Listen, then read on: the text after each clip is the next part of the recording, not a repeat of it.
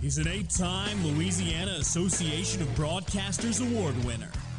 And he snapped a ball through his legs. What is your name? This is Scone T.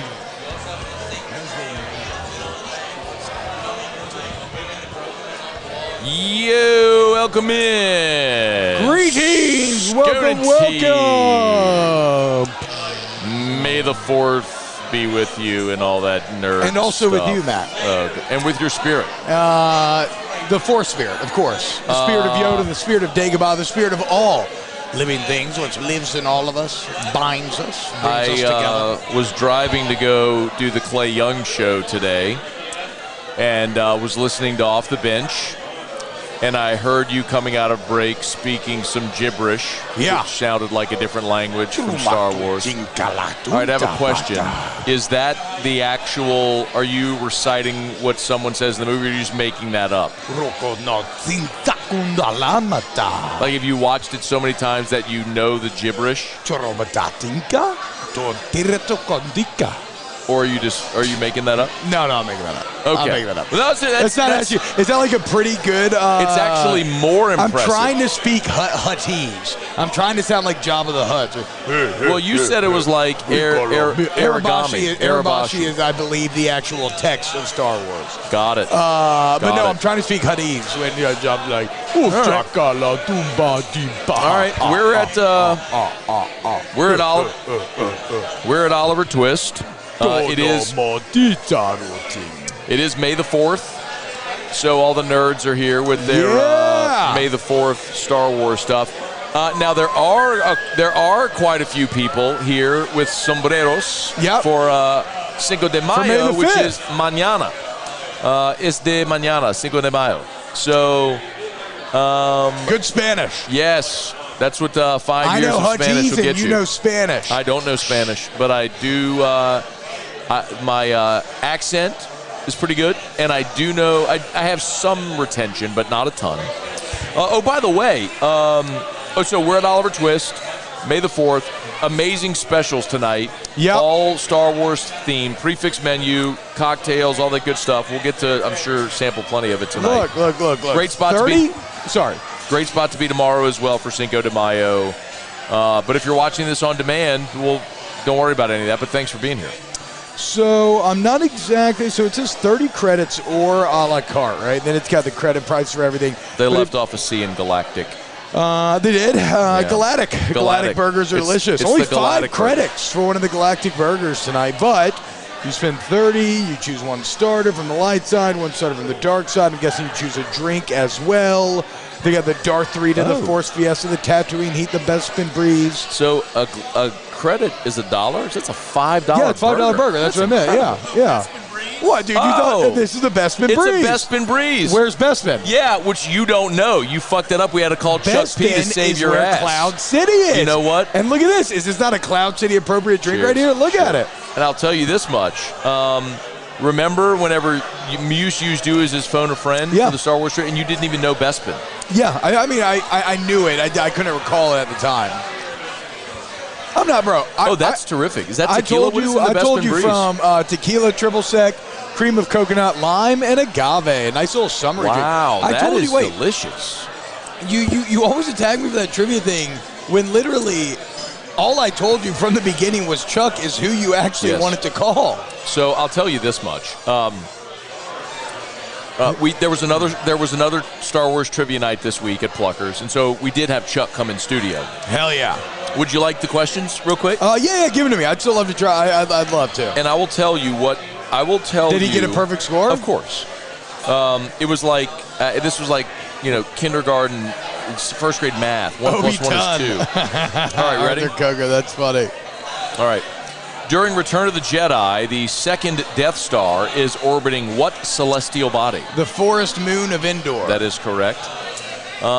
One of the most iconic lines of the entire saga, Anakin tells Padme, "I hate sand," while serving as her guardian on what planet? It's Naboo. It is Naboo. And then the other question was a repeat, which was the Bespin answer that you didn't know before. So there you go. Well perfect, baby. That is some kindergarten shit right there, Mo. But I'll tell you this much.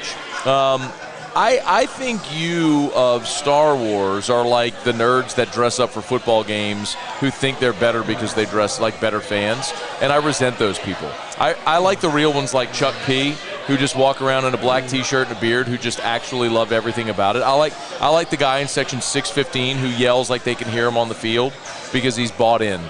You know, still bought his tickets just like everybody else. Look, man, some people are trivia people. I'm more of a lore person. I like to think about the I like to think about the Star Wars, like the concept of Star Wars. Like I spend probably 20 minutes a day while driving talking to one of my boys who is also obsessed like me. And all we do is chop it up about conceptually the stories that are told, the lessons therein. Like, I like talking about Star Wars. I never claim, dude, Star Wars trivia, you get a college degree in it. It goes so deep. It's not like you can't go half-step it. I've never claimed to be a lore master, a Jedi. Bama Vandy tonight. Did you get your bet in?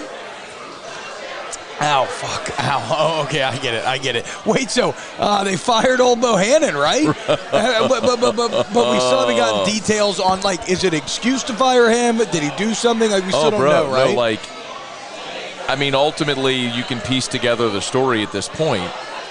He gave the tip to someone who was in Cincinnati who ran over to the sportsbook at Great American Ballpark. They actually have, like, surveillance of the guy on phone linking him to Bohannon. I mean, you could look at phone records, right, and see. So Bohannon, 30 minutes before the game or whatever, is at BP on the phone with this guy telling him, hey, I'm scratching my guy. Boom.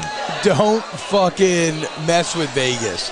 I mean, that is a small bet on a sport that nobody gives a fuck about. But that's what set it off, though, right? Yeah, like, no, for sure. Because it was out of normal. Like, they have AI systems that are going to flag anything that's like, this is weird. So FanDuel took 0 bets on that game. 0. Nobody placed a bet on LSU on FanDuel's app. 0. And this dude goes and drops a 6-figure bet at the sports book up at Great American Ballpark in Cincinnati. So it was like, holy shit, wait, hold on. Otter was telling me some sports books cap college baseball bets. Like, the max bet is $500. Like, they will not take a bet larger than $500. Well, I mean, so it's such a soft market. Exactly. Like, so you have a dude roll through, dropping 6 figures. It's like, whoa, what? Hold on. What's funny too, though, is now I wonder if it took into account the scratch at all, because, like, you know, it's still the odds didn't change. That's the weirdest part of it. I mean, it was still Paul Skeens against Alabama. Like, the odds literally did not move. It still went off at 235. So let's say thought exercise here, that the bet had been placed completely normally and there was no call made. You think it gets flagged, and then they research it and they find no causal link, and then it just he just thought LSU was going to win. That does commonly happen. Thank you. What is this right here? Chicken? It looks like chicken fingers. I'll look at the. Here, grab that for a second. Let me get a look at the menu here and see what this could be. Is that zucchini? Oh, okay, hold on. Pickles. What is Beskar Bites? Ooh, fried pickle spears with horseradish aioli. So that we got the Bespin Breeze, and then we're eating some Beskar Bites. What the fuck is this thing? It's a staff. It's Ray's staff. Oh, God. Ray's staff. Hot? You're an idiot. Hot pickle. Yeah, no shit. But it's good, though. Okay. Derek Hudnall said, Matt looks like the random roll of duct tape on the tampon aisle. # awkward. It's actually not bad. I'm surrounded by a bunch of nerds in Star Wars gear, and I'm just sitting here in my Mizzen and Main polo. My Mizzen and Main polo. By the way, these threads were made on the Jedi Temple. No, they weren't. On Coruscant. No, they weren't. I got them from Master Yoda. Shout out to. Actually, they were made in Florida, or probably manufactured in China. But Tremaine 318, Nacho Man, Trivia Carter, Dustin Crawfish. Oh, Dustin Crawfish. Did you see the ULL video? Wait, dude. Oh no. You're not gonna get me to engage because I like Dustin Crawfish. Are you serious? I mean, it's just somebody outside looking in. I think it's the weirdest and dumbest goddamn thing to draw a line over. Like, both are delicious. Wait, I haven't drawn a line. It doesn't make any sense. Like, it's counterintuitive. You season the crawfish in the pot. That's how they get the flavor. Like, dusting the outside does nothing. You're not seasoning the meat. All it does is get all of your fucking fingers And then, like, if you're sucking the head, like, you're just getting an inordinate amount of fucking of pepper, cayenne pepper on your lip. There's no point. I mean, it tastes delicious. I've had really delicious dusted crawfish. It doesn't serve a purpose. Yeah, no, it does. Like you said, it gets all over your fingers, and it's on when you suck the head. It's like extra flavor. Absolutely. Oh, fuck. That's the worst take ever. All it is your favorite Cajun spice just dumped over crawfish. Like, you could put Cajun spice on fucking anything, and it tastes good. Like, but it's if you not do the actually that crawfish hard right, to you don't understand. need it. I didn't say need. I just said that I've had delicious dusted crawfish and delicious undusted crawfish. Like, that's just a That's fact. like adding fucking steak sauce to a steak. If your steak is a great piece of meat and perfectly cooked, I don't need steak sauce. I don't need anything to Crawfish accent is a common man's food. It's blue-collar food, okay? It ain't steak sauce on a nice steak. That's fucking absurd. It's fucking crawfish. Eat it how you want. Bro, crawfish could be fucking more expensive than a steak. I mean, it depends on how many pounds you're eating, but, I mean, if you're eating like 15 pounds, sure. Nah, man, look, I don't know what to tell you. Throughout my time in Louisiana, I've had delicious dusted and undusted. After one of the football alumni tournaments a couple of years ago, under O, we had dusted crawfish. They were great. Fuck that. They were great. No shot. Yeah, all you Baton Rouge boys are like so anti-dusting crawfish, dude. It's like, it's not that big of a deal, actually. So I'm like, it's just a very, very, very bizarre thing to do.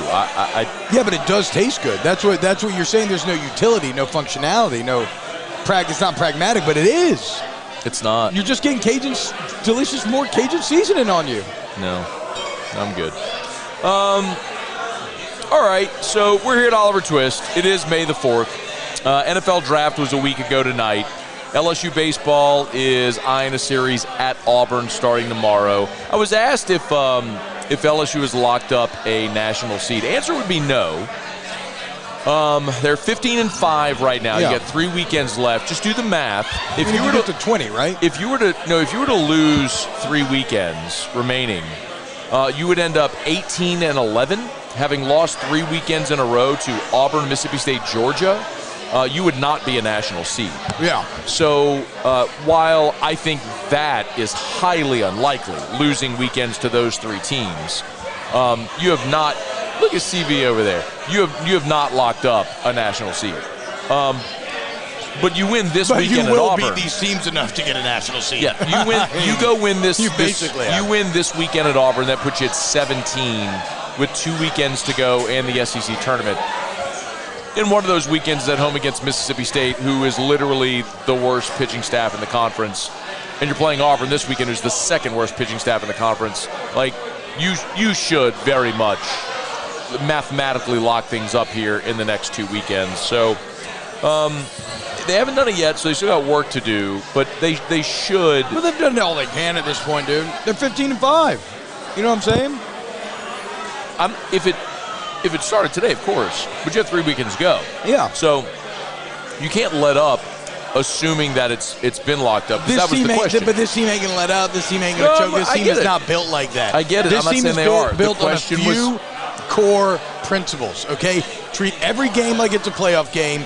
Empty the fucking tank every single weekend, and the team is greater than yourself. I mean, it's so funny. Jay Johnson parrots these things on our show, and then you go and you watch the post-game interviews with Alex Milazzo after the series sweep against Alabama, and he's saying all of these same philosophies. It's not just cheesy taglines, one team, which one sometimes heartbeat. it can be. Well, no, that had buy-in. And it worked at the time, and then it didn't work later. Like, the teams are different year to year, and you get guys to buy in or not buy in year to year. And so all of these mantras that Jay Johnson believes in, the players have adopted to great effect. And one of their biggest things is about being present, right? And talking about, I don't care if you're pitching, hitting, whatever. Don't worry about the result. Worry about the action. Based on, like Jay Johnson told us this morning, I found this to be kind of really – a lot of what coaches say sometimes has hidden depth, where it's actually very simple until you think about it a bit more and you're like, okay, there's a little profundity there. Where this morning he was talking about, he always tells guys, look, baseball doesn't actually change. Like, what you need to do to be good at baseball doesn't change. What does change is the setting and you.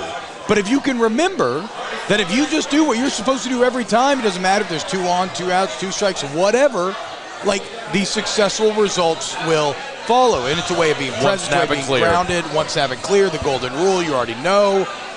Yes, how delicious are these pickle spears, by the way? They're freaking great. That aioli's amazing. I love Ray. I would definitely be Ray, by the way. Chris McCann says, outdusted bland gumbo. Yeah, absolutely. If you got bland gumbo, just fucking dump a bunch of Cajun seasoning on it. You're good to go. I actually like champagnes. Got a little more garlic. I love Tony's. Don't get me wrong. I love Tony's too. But have you ever had champagnes? It's got this little garlic kick to it that I really appreciate. So if we're doing shout-outs to seasoning, shout-out to Hot Rod, Rodney Beloso, Cade Beloso's dad. Oh, yeah, I know Hot Rod. Hot Rod's a dude, and he's got Hot Rod's Cajun seasoning. And he's got, like, your Cajun seasoning. He's got, like, a garlic. He's got what he calls it garlic butter, and he spells it phonetically, like GAWLICBUTTAH. He's got a full line of stuff, and it's like – this is just a dude what's funny about Hot just Rod? cooked forever, and he turned the stuff that he made into a brand, and it's good stuff. So if you're looking, shout out Hot Rod. I know we talked about it. I don't think I had any. I gotta try. Oh, you never had it? No. Yeah. No, it's great. But I met Hot Rod at the auction for Don Juan, the military auction. Why am I blanking on the name? It's a great Folds auction. of Honor? Yes. Folds of Honor. With Don Juan. And I remember talking to him at the time. And he's like, oh, I'm Cade Beloso's dad. I'm like, oh, man. And I remember being in my head like, damn, like, that's awesome, but I don't think Cade's really going to play. I don't think Cade's going to be, like, in my head. I wasn't saying this, but in my head I'm like, he's coming back and credit to him, but, like, after the ACL, I just don't know. And look at him fucking now. Just earned his way into a daily player through the power of his bat, consistency, leadership. If you want to win a championship, that is the type of upperclassman that you have to have. And really this team has in spades, right? We talked to Travinsky this morning, and when you talk about him staying ready. I missed it. He was great, man. He's a real nerd. I asked him what he's going to be doing on the trip. He said he's going to be grinding Pokemon Ruby. I wouldn't tell him he's a nerd. I've always said his whole career, he looks like Soda Popinski from the Mike Tyson game. Like he looks so badass with that mustache. I know you don't know who Dr. Disrespect is, but he looks like fucking Dr. Disrespect. And he seemed like, but whatever. The point is, he talked about it, man. It's just about everybody is fully bought in that they can do something special this year, okay? And when you have that, you become, instead of being 5 fingers, you become a fist, right? Like everybody's bought in, and the whole is greater than the sum of its parts. And I'm not saying that your pride isn't hurt, because I've gone through that too, where I've had to take steps back from playing time and accept a more subservient role. Put on a team with great ambitions and championship aspirations, and when you're in it, you just do it. And you do whatever you have to do to try to help the team win. Even if you don't agree with the decisions that are being made, you do what you do, and those are the great teams, and that's what you have top to bottom on this roster right now. I'll tell you 2 things on that point. No, go ahead. Sorry. No, on that point, go ahead. I'll remember that. So 2 things on that point. Number 1, I talked to Jay about that before the year, and he said point blank, one of the biggest questions they were going to have is, how do their veterans who have been used to playing handle taking lesser roles? So, like, not just Travinsky, but like Milazzo as well, because you had Neal and Jones. Beloso was the guy who came back. Listen, I'm going to tell you straight up, Gavin Dugas wasn't supposed to be your second baseman. Hell no, everyone's expectation was, like, you were going to compete with Merrifield and those guys and Napolt, but the expectation was Gavin Guidry was going to win the second base job. Yeah. And then next year, he'd take over for Thompson at short. Well, Dugas got the job, like, and just was like, get the fuck out. You ain't taking my job. I mean, he's just been awesome. He's your leadoff hitter. He hits for power and average. He gets on base. Love seeing him bounce back in the midweek this week after a rough weekend. No, he's been great, though. We can come back to Dugas's production, because I do want to talk about that. But so that was one thing Jay said, was like, how do these guys, Blake Money, guys who have been contributors in the past, who are going to take a lesser role on this team? Well, some of them have won roles on this team, right? Like, that's undeniable. I mean, Dugas, but that's and a credit Beloso, to them for for continuing to work, right? Like not checking out because they didn't like where they were, which is real easy to do. The other thing I'll say is every LSU team that has ever won a championship has had dudes from Louisiana who were veteran guys who would give an arm just to wear that uniform. Yeah. We're never going beyond LSU, but it's reasons they won championships. I mean, I could look at guys like, everyone always brings up Blair Barbier, who was awesome, was a freshman in 97, was a senior on the 2000 team. You could look at the whole 96 team, guys like Chad Cooley. Back in 91, you could look at Rich Cordani. I mean, these are some names you may not know, that's fine. But, like, I've heard of them through the years. The point is, like, they're littered throughout LSU's championship teams. Dudes that just all they wanted to do was play at LSU and win a championship, and this team has them. I mean, that's Gavin Dugas, that's Cade Beloso. Like, that's what those guys are. Right? Where's Stravinsky from? He's from North Louisiana. Yeah, so, 318, dude. But sure. But, I mean, more so, I'm sorry, like, those dudes are seniors, right? Like, super seniors. Yeah. So I'm just talking about the guys that have waited their turn, yes. have been on good teams, and they're ready to just, like, this is what they want. And those are legacy things. Like, I'm just saying a name, Rich Cordani, who played 30 years ago, but you remember his name like that because they went to Omaha and won. If they win a it's championship, legacy. Cade Beloso and Gavin Dugas will be legacy. immortal. Yes, you live on it's forever. legacy forever. What sucks is, take it from experience, if you lose a championship, you don't. But your name is T-Bob, and you're on the radio, so people remember you. Yes, I see what you're saying, but I'm not even talking on an individual level. Teams gain immortality, and through that, the individuals do. Yeah. If you don't win that championship, like, we're probably, that 2011 football team's probably as close as you can get because everybody thought we were so good, but still, you don't have a ring at the end of the day, and you kind of eventually fade into the background, whereas the people who finish the fight, what do they say in Sandlot? Heroes get remembered, legends never die. Yeah. Dude, it's very fair, I would say. 2013 LSU baseball was 57-11. They were 23-7 in the league. Wow. You had Bregman as the Brooks Wallace. You had Aaron Nola as the National Pitcher of the Year. And all anyone will remember that team is they went 0-2 in Omaha. 2015 LSU was 54-12, 21-8 in the league. And the only thing people are going to remember about that team is they didn't win in Omaha. Yeah. You know, it's like those I would say were the two best seasons that LSU had that didn't win a championship. They were 23-7. Yeah, it's absurd. And you had the National Pitcher of the Year, freshman Bregman. You hit 1 through 9. That lineup was a motherfucker. But they went to Omaha. And they lost to UCLA. They lost North Carolina season end. That's where you got to like Jay Johnson's experience, right? Because he's been there. He's gotten to the championship. Maneri had been to Omaha with Notre Dame. I'm not saying that's why they didn't make it. I just mean he won a championship. Exactly. I'm not saying that's why those teams didn't win. I just mean in that, like, take heart if LSU gets there. They're not going to be wholly overwhelmed. Like, they're not going to be, we don't know how to handle this, because their entire process, like I just talked about, is built to eliminating, like, context and focusing on whatever the task at hand is. What I was going to say earlier on Stravinsky, I thought this was pretty cool. When they were getting him ready to pinch hit, he'd been in the bullpen all night, catching or whatever. And I guess Jay Johnson was getting a feeling that, okay, we may end up using him. So he had him come out of the bullpen, but he told him, hey, we don't want them to see you. Go in the locker room and warm up. Oh, wow. And so he was warming up like a fucking secret weapon, a hidden Death Star. He was warming up in the locker room, watching the game on TV. He sees the 2 outs. He gets the call. And then he emerges from the locker room and comes out and fucking smokes the 3-run bomb to win the game. I love that Jay, first of all, the kid from Ole Miss just hung that pitch. Jesus Christ. God bless him. Jesus. I mean, Stravinsky's just he's just a massive human. Last weekend, too. No, he did. But, like, he's literally in the game to try to hit a home run. Like, that's I was talking, so we're at the game on Sunday, and when Milazzo in the 7th had the go-ahead single, Hunt says to me, do you pinch hit Stravinsky here? I said, no. You've got Kling at second base, and all I need Milazzo to do is dump one into left. And just taking great at bats. Just dink one, right? Yeah. Like, I don't need a swing and miss because I'm trying to hit all I need is a single, and we're tied, right?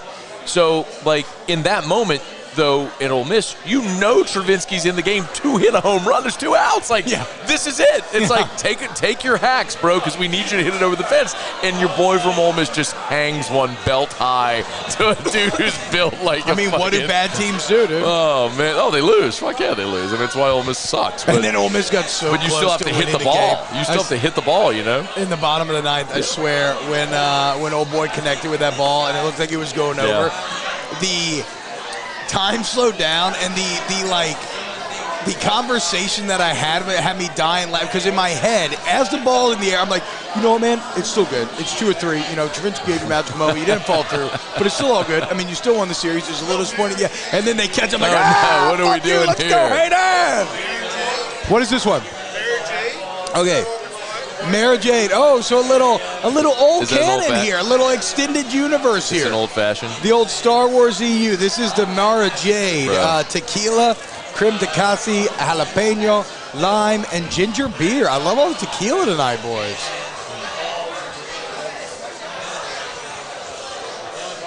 Dalton Baird, ask Scone T, will he ever get Song of Purple and Gold back? Also, Robbie Ashford for Heisman. I don't know, man. Maybe one day something akin to Song of Purple and Gold comes back. I would love nothing more. I'm just not at a place right now where I think that it's happening, but eventually it may. Oh, look, we got a little Darth Vader walking in. Hell yeah, dude. That's like a young college girl. See, man? People love Star Wars, dude. Oh, the chick. I was like, who are you talking about? Don't allow her in here. Watch out, dude. She's not listening to you, bro. She's not listening to me. She thinks you're a weirdo. I mean, hey, it takes one to know one. I go. She looks pretty weird. Looks pretty hot, too, actually. Cade, what's up, bro? CV, what's up, dude? Cade Wazan in the house. That's the OG right there, bro. That's the only person at ESPN that's been there longer than me. Yeah, man. The legend. CV. Jordan he was there like a month before me in 2010. Jordan Haydad says Bohannon was probably just at the wrong place at the wrong time. That's all it was then. I mean, quite literally, his friend was at the wrong place at the wrong time because placing that bet at the time that he placed it was absolutely wrong. Terrible. He got everybody fucked. I mean, what's going on in Alabama?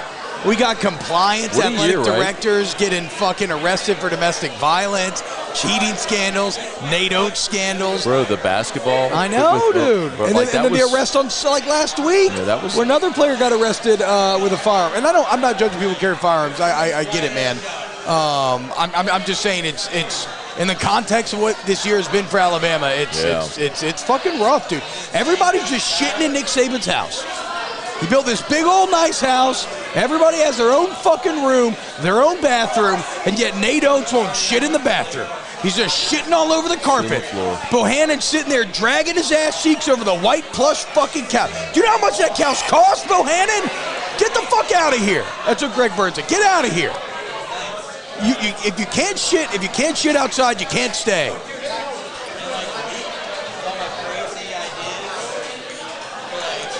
All right. If you would, please smash the like button on YouTube. Subscribe up to the channel. Dude, I want some more food! We're closing in on 20,000 subs on the Watch ESPN channel. Hey, that's pretty cool. Go, so smash the like button, subscribe. Facebook, shout out to you. Please like the 1045 ESPN page. Share this post. We'd appreciate it greatly. Please like the 1045 ESPN page as well. Pizzolato GL said, will there be a saber duel later? Yes, in the bathroom, just like you used to when you were younger. You never sword fought your boys? No. When you were like 7, 8, 9, 10? I ever remember doing that. You both start peeing at the same time? I get the concept. I don't think we ever did that. Shit. No. They used to call me motherfucking Darth Bob back in the day. I'd be slicing these fucking piss streams. My shit was so powerful. Got it. You'd never seen anything like it. They also used to call me the fire hose. So, PSI. Yep. Cybob. Got it. Cocktails are flowing, man. Cocktails are flowing. The vibes are immaculate. People are everywhere. May the 4th be with you. Is it time to rank Star Wars movies? Is there... All right, so I will bite on this one. Yeah. Is there a generally accepted order? Can I preface real quick? I just want to preface. Okay. So 4, 5, 6, Yes. New Hope, Empire, Jedi. Saw them all when I was a kid, right? Yes. Like I was alive for all that. And as a kid, like to me, just Luke Skywalker was like a superhero. It was like watching Superman or Batman. Absolutely. Or whatever. So dug it, right? And then when I got to high school and college, I think it was a senior in high school when That was 99. Episode 1 came out. I was a senior when Episode 1 came out. Then in college for 2 and 3, saw them all. Yeah. Is there a generally accepted order that people like them? And help me. So, when New Hope is when they blow up the Death Star. Yeah. They do that a lot in this series. I'm sorry? They do that a lot in this series, as you're going to find out. But yes, in the New Hope, they blow up the original Death Star. Yes. So then Return of the Jedi was whenever it starts in the snowy thing. No, that's Empire. That's Empire. It starts in the snow thing. Luke's in the snow. Empire is the, if you were to take votes, Empire always wins best Star Wars movie ever. How does Empire Strikes Back end? With the reveal. Luke, I am your father? He told me you killed my father. No, Oh, Luke, I'm your father. Oh, okay. And he sliced off his hand, and he falls down into the thing. Lando and Leia save him on the Falcon. Okay, and so then... An interesting movie because there's not really a true beginning or end. It is truly a middle chapter. Like, there's no closure. The entire movie that's the best is one. just the Empire that's the best one. fucking up the good guys, and the good guys and then the last one is with the Ewoks and the which got a little over its skis at times. No doubt. Yeah, so that's right. The second one's the best one. Great action on Return of the Jedi. The second one's the best one. Yeah, for sure. Yes, that is unquestionably the best. Got it. And then after that, I mean, I think it's almost better exercise to split it into like a good-bad category. Like, people think this one's good, they think this one's bad. Everybody loves A New Hope, the origin. That's my personal favorite because I like my first exposure to something that hooks me. And Jabba the Hutt is in the second one too. No, that's the third. Now Return of the Jedi has great action. It just has some parts like I don't love Han Solo in that movie. I actually like Ewoks. But yeah, when they rescue Han Solo from being frozen is the beginning of the third. Because he gets, actually, one of the most legendary improvised lines, Matt, in Hollywood history is in Empire when he's going to get frozen in carbonite and Leia says, I love you, and Harrison Ford, who had been hooking up, I think he was supposed to say I love you too. He improvised, I know. The ultimate alpha response as you're going to get frozen in front of your old lady. Hey, talk about negging? The ultimate neg from Han Solo. And it worked. Unbelievable. So I was going to talk about like Leia in the like the gold bikini thing. That's Jedi. As a kid, that was probably the first time I was like, obviously. I was like, oh shit, that's what that is. Yep. And what year was that? Late 80s, I want to say. So I want to say New Hope was like 77, Empire around 82, and maybe Jedi around 85, 86. So then when I was watching Return of the Jedi, that would have been like the first. I've been like, oh, got it. For me, that was Titanic, I think, which granted had a lot more going on, but that was Return of the Jedi was 83. Okay, so earlier than I thought. Never mind. Wow. Yeah, so I didn't see these then until like on tape later or whatever. So Jedi, like I was born in 82, so I saw them actually when they were re-released in theaters in the 90s. That was my first. That's why I got hooked on them. That's the first time you saw them? That's the first time I saw them. Yeah, that's my dad. My dad literally let me skip school. Oh, wow. He said, "Son, I'm taking you out of school. We're going to the movies today, and we watch fucking Star Wars all day." All right, then the rest of it, Jar Jar Binks and all that shit sucks. So fuck that. All right, enough of Starbucks. No. So I said Starbucks. No, other movies. I said Starbucks. We'll go through the 9 Skywalker trilogies, and I'll tell you people they're good or bad. That's not why people watch this. Empire good, Jedi good, Phantom Menace. Probably bad, but I think good. Attack of the Clones, bad. Revenge of the Sith, everybody thinks is good. Force Awakens, I think mostly good. Last Jedi, mostly bad, even though it's one of my favorites. And then Rise of Skywalker's an unredeemable piece of trash. So, really? There it is. Oh, that sucks. It's so crazy, man. The ninth movie made me become what I hate the most. What I've been battling against. It literally made me the angry nerd that I used to decry because I dislike the 9th so much. Ooh. This looks like it's got to be the... what in the world? They're just rolling drinks and food out to us tonight. This is a Nashville hot oyster flight with side gumbo. Let's go. All right, so I'm not going to lie to you. I like the first drink way better than the second. The Bespin thing, the Bespin Cloud, whatever. It all just tastes pretty sweet and tasty to me. No, the first one's better. I'll tell you why. I think I've explained this to you before. When I have something that's too tart, my head sweats profusely. I have a really weird reaction, like sweaty head. I mean, no, it's profuse. Like I need a towel. And the second, dude, feel. You want to feel the top of my head? No, I don't. No, I see it. Yeah. Look at the sweat on the. Oh my God! Wait. So I have what is getting you in the Mara Jade?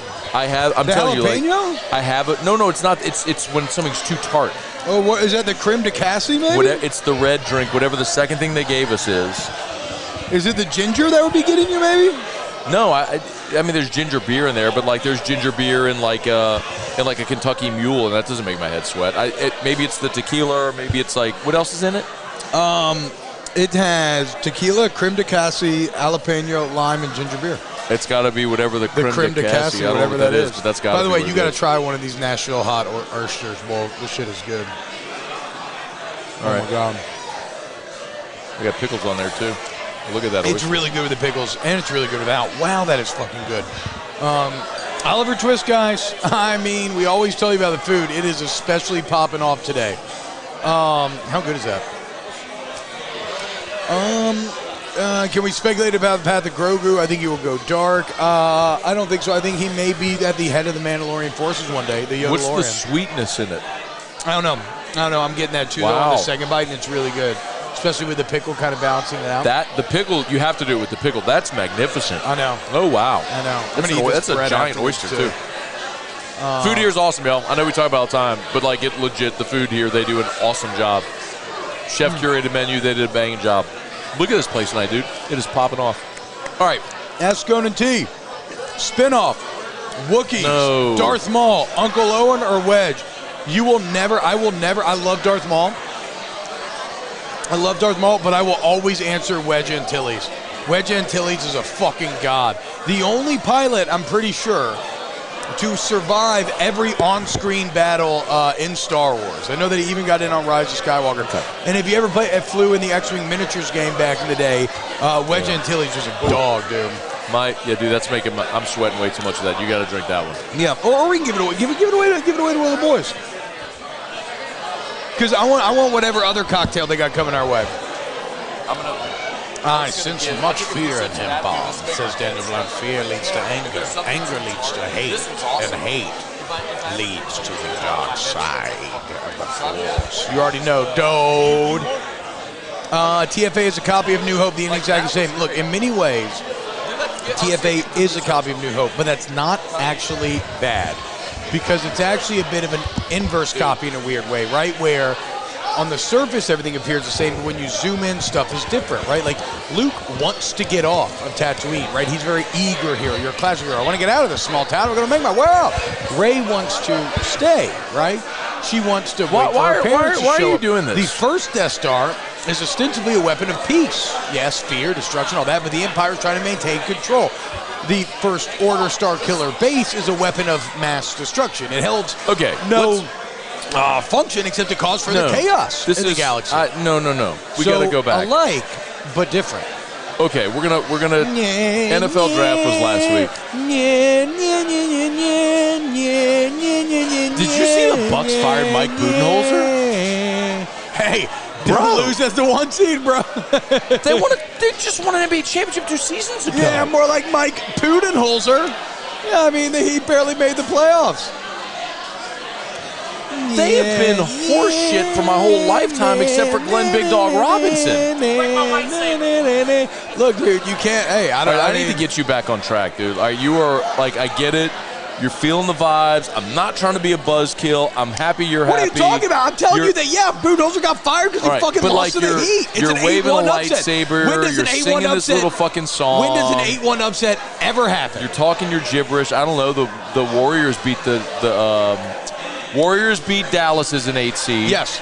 Mutombo's Nuggets won as an 8 seed, but that was when it was a best of 5. That was when he was laying on the ground holding the ball, shaking. Okay. But the fact that you can remember them on the top of your head tells the story. That's what I'm saying. Did you open it yet? Yeah. All right. What is this? Wow, opened it for him. This is the Willet 8-year wheated bourbon. How many, Wiggins, how many bottles in the state of that? 200 bottles in the whole state of Louisiana. The Willet 8-year wheated bourbon. Like y'all just got that last week, right? Damn, more like goated bourbon. It is a. Well, you haven't even tasted it, Matt? He hasn't even tasted it. I wish we would have led with this. Oh, I am going to enjoy that. Thank you, Wiggins. Thank you. Matthew Wiggins with another that is all, Wiggins. master delivery to satiate the boys' hunger once again. Do you want to yell about the people arguing about real quick, I get what you're saying. You won a championship 2 years ago. You won the 1 seed. Giannis is out here with this incredible, thoughtful quote about what is a failure, right? Like, we did a lot of good this year and everything. But I think 2 things. When you win a championship, people don't accept the same thing they did before. And I think 8-1 in the NBA. 8-1 in the NBA is so rare and so painful that it can cause tectonic shifts like what just happened to what's crazy about that is, remember, he got fired from the Hawks from a couple years before? He had them with 60 wins or something? He's not had a long rope wherever he's been. That's a terrible decision. Unless if there's some serious internal shit that we the public don't know about, that's a terrible decision. I mean, that man won that city a championship. Yes, with Giannis, who's a freak show, I get it. And yes, losing as a 1 seed to an 8 is miserable. I think there might be some internal stuff. I was listening to a beat writer talk about it after it happened, and I was kind of like you, where they were asking him, is Budenholzer still going to have a job? And he was kind of like, I don't think so. And I was kind of like, what? Fuck. Weird. But yeah, I don't know, man. Maybe it is 8-1, maybe there's other stuff, but Budenholzer, out. Weird. Oh, you want to talk about the draft? Hire Will Wade. I guess we can talk about the draft. We don't have to. We do questions. We had 18 minutes left. Just do questions. Do ask Scone T. No. What did you think about the draft? I had a lot of fun at draft night at Don Juan. I thought the Saints, did well. Do you want to talk about... So I think we've all talked about the Saints. I think the Saints crushed it. I love the Saints draft. I love Brian Brzee. You got a massive defensive tackle. I made this comp today. So McShay has his 2024 way too early mock draft out, and he's got Mason Smith the 17th pick. Yeah. And I said, Brzee is Mason Smith. Yeah, I'm down for that. Mason Smith played 9 games his freshman year. When he was on the field, he was awesome. Missed his entire sophomore year with an ACL. Let's see what he does as a junior. But number 1 player coming out of high school, freak show. It's the same story. The one game film I watched of Clemson last year, Brzee leapt off of the screen. Yes, it was against Georgia Tech, and he was dominant. If you don't have an injury concern for him, he's a top 10 pick. He's Jalen Carter. He's a top 10 guy. So I love Brzee. I loved getting Isaiah Foskey from Notre Dame.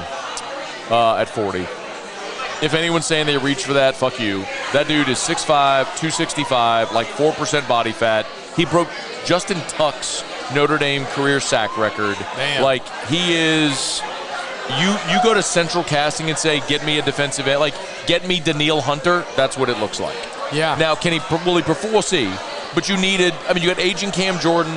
You got Peyton Turner. Who knows? You've got... Tano Passignon, Carl Granderson. And a new number now. Huh? And a new number. Yes, give me that dude. Yeah, because he don't give a fucksy. Foskey. Yeah, he don't give a fucksy. A Foskey. Foskey doesn't give a fucksy. He's ready to roll. A Foskey. He's ready to give after the fucking quarterback. And then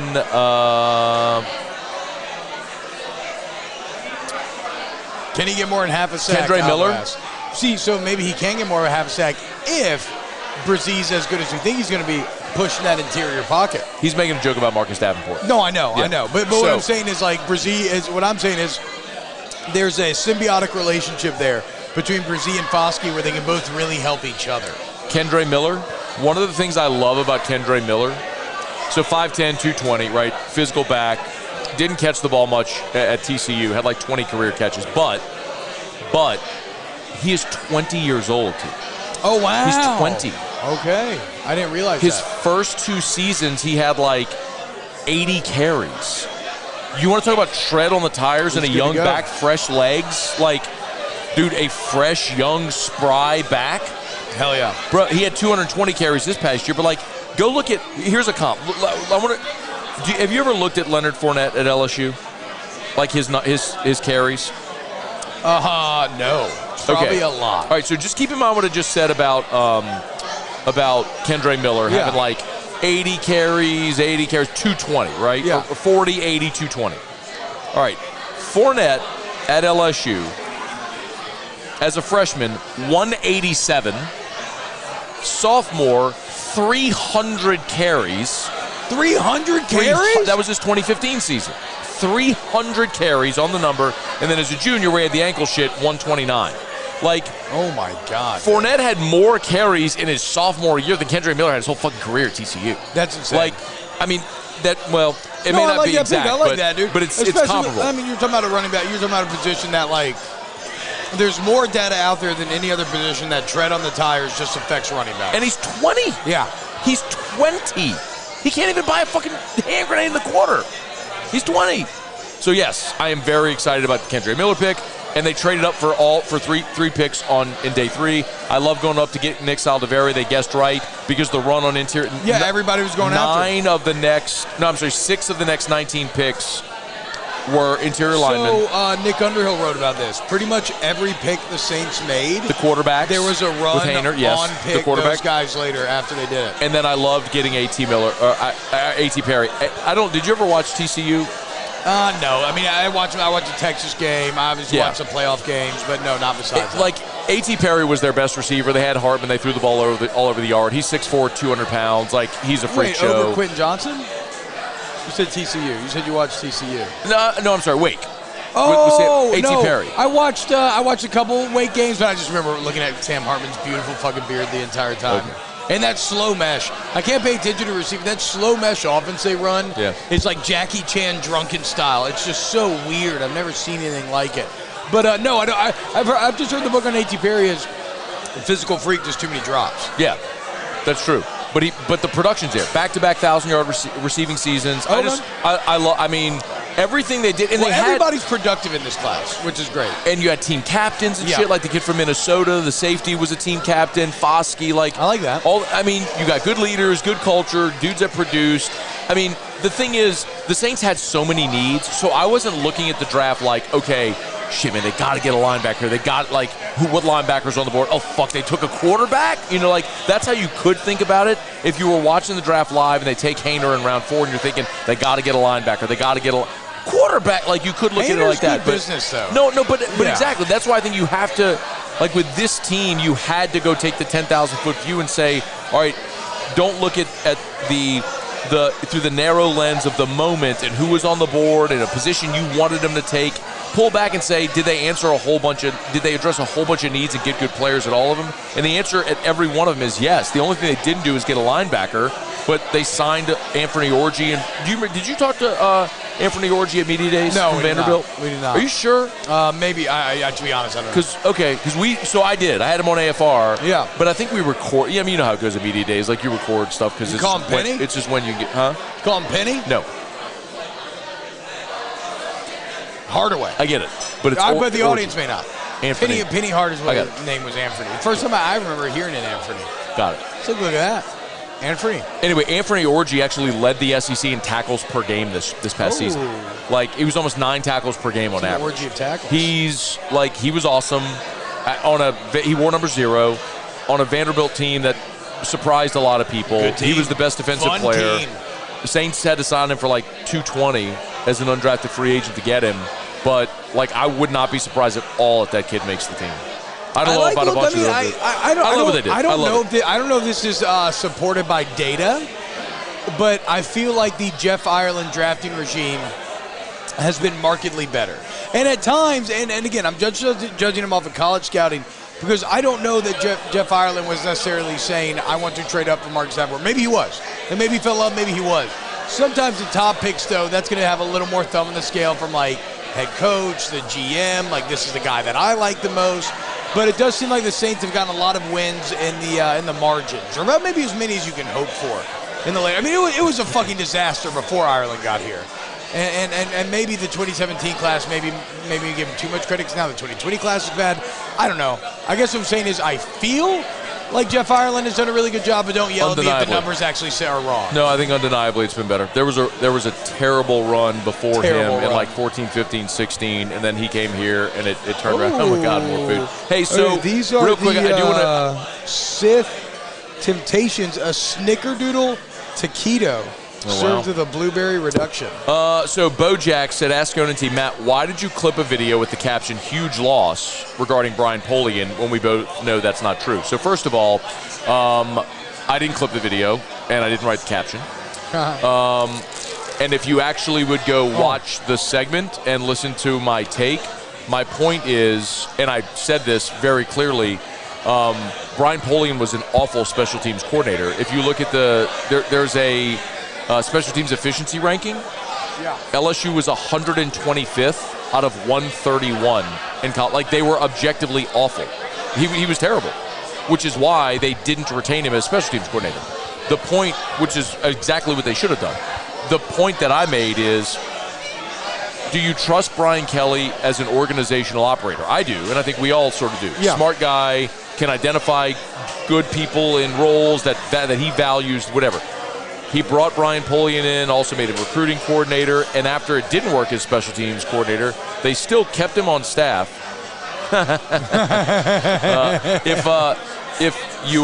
They kept him on staff as the general manager, and he was the recruiting coordinator, right? So Brian Kelly valued having Brian Polian around, which was my point. So even though, like, you don't want him as special teams coordinator, which they didn't, Brian Kelly saw value in having this man on his staff. Therefore, he was valuable to the head coach. He's the first guy he hired. He'd been with him since 2017. There was value there. Like, we can laugh about him as a special team because he was objectively very bad. Yeah, but don't tell me he didn't have value to LSU football. And, oh, by the way, they don't have an on-field recruiting coordinator right now. They need to add that title to Frank Wilson, who's also associate head coach. But J.R. Belton right now is the director of recruiting, but he's an off-field guy. So, like, if you're also going to say, we know that's not true, like, you're full of shit, Bojax, because you're ignoring the grander role that Polian played, because the idea of making him special teams coordinator was really just, hey, I want you on staff, go fuck with the special teams. Yeah. So, I mean, we knew this from day one. I mean, Brian Polian was doing interviews in Baton Rouge talking about his passion for roster management. And when you look at what they took over versus what they made, it was an unquestioned success. And Brian Polian was like a huge part of that. I called him that. Talk to your boy, Bojax. He was the hand of the king. Who's the first person he hired, like you said. But sometimes the hand of the king gets my deal that I still don't know. I just told that guy fuck you. But because the job of John Carroll would be very attractive if I was Brian Kelly, obviously, right? Right. I mean, Polian? What did I say, Kelly? Yes, Polian. Because family, wanting to settle down a bit, your alma mater, a less crazy lifestyle, less pressure. You probably went through some toxic feelings last year, right? Because the chatter was everywhere. Your kid's probably hearing at school. You're hearing all the time. So, like, maybe John Carroll, that was just a hand telling the king, look, man, I can't handle the fight anymore. I want out, okay? I think there still is maybe an idea where maybe it was bad enough where he got forced out. Because they made him the GM. No, I know. But here's the thing. You know this. Talking to others. But see, this is what I think would be a pretty good weather vane to trying to figure that out. Do they hire another GM? And I asked Shea that, and he said they're not going to. Yeah, right, because they were just finding a spot to keep Brian Polian. That's the point. Like, they didn't need that. Brian Kelly wanted him here. So you create a spot so you can keep him in whatever capacity. That's the point. But I think you brought up a good point. Brian Polian's only 48 years old. Dude, he's 48 years old. He's moved like 16 times. Yeah. At some point, like... You gotta try that thing, dude. I will. At some point, like, when we just show up on Saturdays and watch, you don't realize what those coaches go through. Now, they're paid handsomely for it, right? But it is a fucking grind, man, of a lifestyle where you're constantly uprooting your kids and moving. And he had the opportunity to go to his alma mater, set roots, be with his kids more often, have some stability instead of moving every 2 years, which is basically what he had done throughout his career from the time he finished playing and was a GA at John Carroll in like 97. So I get it, man. I get it. And we're seeing more of that, dude. Look at who's that? Gene Chizik, Bob Stoops, Turner Gill. Look at all the coaches that like pieced out late 40s, early 50s to say, look, I've made a ton of money. I'm going to go spend time with family. Now, a lot of them have come back in, right? Because it's hard for coaches to stay out. But I get it, dude. Like, the grind is real and the money's so good. At some point, some of these guys realize, look, I made my money. I'm going to go enjoy my family. Yeah. No, I mean, no, I just think my instincts are to say it was that and to say that, yes, because it was the first hire, because the pivotal role he played in building last year's roster, because they kept him on as GM afterwards, my instincts are to say that it was simply Polian leaving of his own accord. But I can't say that I'm uber confident that he wasn't told basically, hey, well, you know, you can stay on staff, but you should start looking for another job. I feel like I'm fairly connected. I feel good about. That's what I'm saying. I feel like I've heard both from pretty good, from like not bad people. Some people are saying that Polian wasn't any good at recruiting. I don't care. The recruiting coordinator job was more so organize the board, right? Right? I mean, it's here's where we need supplementation. Well, here's our plan and our strategy. strategy. I mean, you basically got to build out a fucking intelligence network now. It goes beyond just high school recruiting. You got to be looking at other SEC teams. What players did we miss on that we still like that maybe aren't getting playing time? Can we talk to their high school coaches? Can we talk to their family members that we have their numbers still? We can't talk to them. We can see what they think about transferring, pass this message along. Like, the scope of an actual recruiting coordinator job in the age of the transfer portal has widened 2x, 3x. I mean, it is immense. But yes, to your point, the recruiting coordinator, in theory, doesn't have to be the one landing recruits. He has to be the one creating the overall strategy. Yeah, so, and the other point, too, to your end, like, whether you're good or not, one of the reasons Jamar Cain left is he's going to Denver. And by the way, I was told Jamar Cain took a pay cut to go to Denver. Like, he took less money. Because recruiting and NIL sucks. He hates recruiting. Yeah. Why wouldn't Fucking hated recruiting. So any normal adult would hate recruiting. Right. So, like, if you're – but like, Jay Johnson loves it. It's the thing that drives him, but that's why he's so fucking good at it. It's why Nick's so good at it. Yeah. Because it's the thing also, they I can't. But that's what I'm saying. But I can't relate to that person. Dude, Ed Ogeron. I know, but that's what I'm saying. But I can't relate to these people because they are so that exactly. It is the very thing that makes them great. But it's a level of obsession with something that I would just have no want to do. And yet they get the rush, and everything in college is recruiting. I mean, who has the most blue chip players on the fucking teams every year? Ohio State, Alabama, and Georgia. I mean, what are we fucking talking about? Yeah. But my point is, yes. We got like 2 minutes. You want to do questions? Yeah. I haven't been logging them today. Nah, dude. No I've questions? been eyeing this gumbo. No questions? No, I'm saying we ask. We already did that one. I don't know. We didn't call for ask Scone T. Well, no, we did that one. Ask Scone T. Has LSU baseball ever had a season where they won every weekend series? 23-7 year, maybe, did they? In 2013, they did not lose a midweek game. I know that. I want to say they lost the weekend to Florida that year. Hang on. In 2013? Hang on. Here we go. Let's see. All right. I think what I want. February, March. All right, here we go. Oh, my God. These Mustafarian oysters with a side of Dagobah gumbo. They did lose the home series to South Carolina. I knew they lost one weekend. It was the last weekend of the year. They lost the last 2 games. No, it wasn't the last weekend. Forgive me. It was. No, it was the last SEC weekend. It was the last SEC weekend. They lost the last two games to South Carolina. Yep. So they were 16-3, and then they lost the last two conference games. No, they'll have a good chance to this year then to pull it off. Wait, no, that's not right. That was in. No, I'm sorry. That wasn't the last weekend. That was the last weekend in April, but that was the only series they lost because they wrapped up with Ole Miss. But yes, they lost one weekend. So my point is, like, even the team that had the best SEC record ever at LSU lost a weekend. Yeah. You know. Which, again, is why this team is so extra normal and badass. Yeah. And they got 3 weekends to go. Buy a ticket to the show. But my point saying we have 3 weekends to go is fucking enjoy it. Yeah, man. Get with your neighbors. Drink some beers. Watch the game with friends. Watch the game with friends. Enjoy it while you have the feeling of watching Paul Skeens casually strike out 10 and throw 100 all the way through 7. Enjoy it while you have Dylan Cruz and Tommy White tag teaming at 3 and 4. And then you got guys like Bear Jones walking up at like 7 and 8 and shit, dude. Looking like a fucking giant. Just enjoy this ride. I don't know where it's going to go. Winning championships hard. You never know where it's going to go, right? But you have 3 weekends left to get with your friends and really cement the experience of this team in your brain. Like, I already can't wait for tomorrow.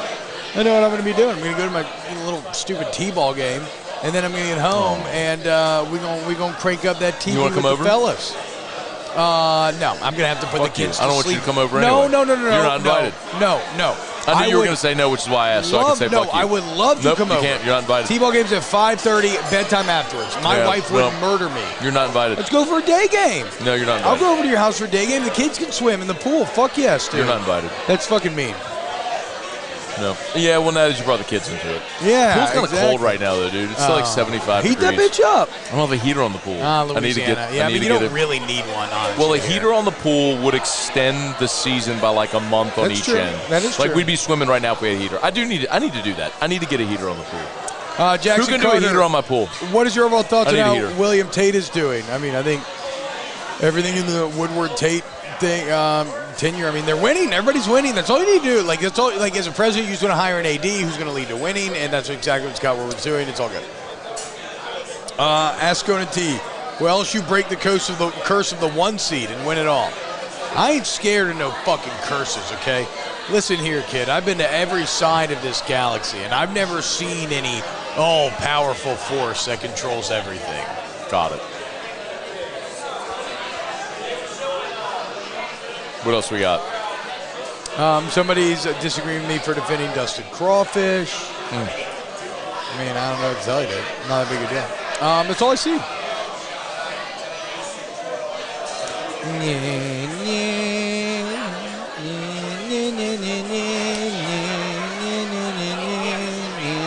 Oh, Raymond said he just tried to pour a Pappy 12 in Chattanooga for $34. My guess is that was for 1 ounce, but even still, to be able to try it is that a good for $34 bucks. Oh yeah, like oh wow. If you were to get a 2 ounce pour of the Lot B 12 year here, they'd probably charge you $110 for 2 ounces of for maybe enough. Ask Scone T, why not take a position player with the Saints 4th round pick instead of a QB they will eventually cut? Because 4th round picks are fucking coin flips anyway.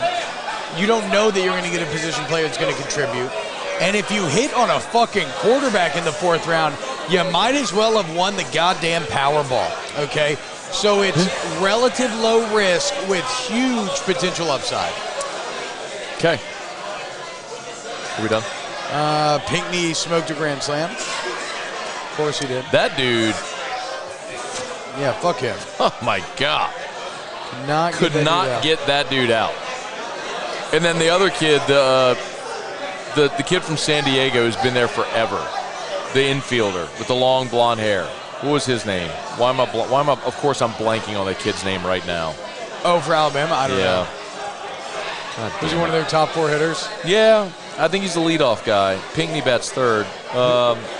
Who goes first in the draft, Skeens or Cruz?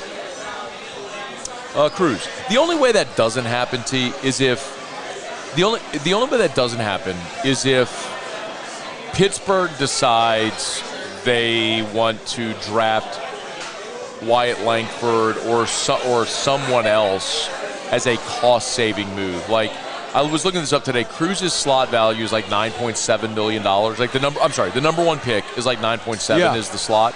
So, like, let's say hypothetically Pittsburgh could go to Wyatt Langford and say, from Florida, and say, hey, look, we'll take you number one at 7.5. Would you take it? They'd save $1.5 million. I read a scout the other day on D1 talking about how, Langford may be even better than Cruz. So, yeah, I could see how you could talk your way into that.